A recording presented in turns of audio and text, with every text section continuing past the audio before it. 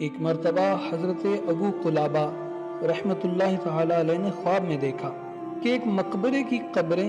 شق ہو گئی ہیں اور اس کے مردے قبروں کے باہر بیٹھے ہیں، جن میں سے ہر ایک کے سامنے ایک نورانی طباق ہے، مگر ان میں ایک آدمی ایسا بھی ہے جس کے سامنے وہ نورانی طباق نہیں ہے۔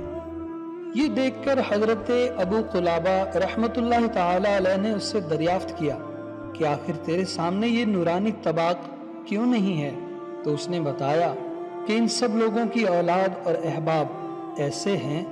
جو ان کے لیے دعائیں کرتے اور صدقہ دیتے رہتے ہیں، اسی کا یہ نور ہے جو آپ ان کے سامنے دیکھ رہے ہیں، مگر میرا بیٹا نہ تو میرے لیے دعا کرتا ہے نہ صدقہ دیتا ہے، کیونکہ وہ نیک بخت اور دیندار نہیں ہے، اس وجہ سے آپ میرے سامنے وہ نور نہیں دیکھ رہے، جس کی وجہ سے میں اپنے ہمسایوں سے بہت ہی شرمندہ ہوں۔ چنانچہ خواب سے بیدار ہو کر حضرت ابو قلابہ رحمۃ اللہ تعالی علیہ نے اس شخص کے لڑکے کو بلا کر اپنے خواب کا حال بتایا، جس کو سن کر لڑکے نے اپنے گناہوں سے توبہ کی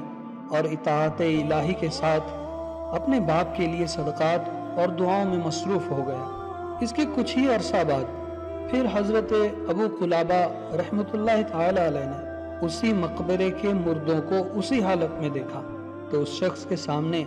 ایسا نور تھا جو آفتاب سے زیادہ روشن تھا۔ اب اس شخص نے عرض کیا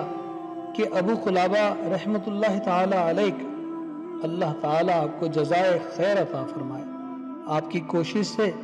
میرے بیٹے نے مجھے آگ سے بچا لیا اور میں اپنے ہمسائیوں میں اس شرمندگی سے بھی چھوٹ گیا جو مجھے لاحق تھی، اللہ تعالیٰ آپ کو اس کا اجر عطا فرمائے۔ اس حکایت سے معلوم ہوتا ہے کہ والدین کو اولاد کی دعا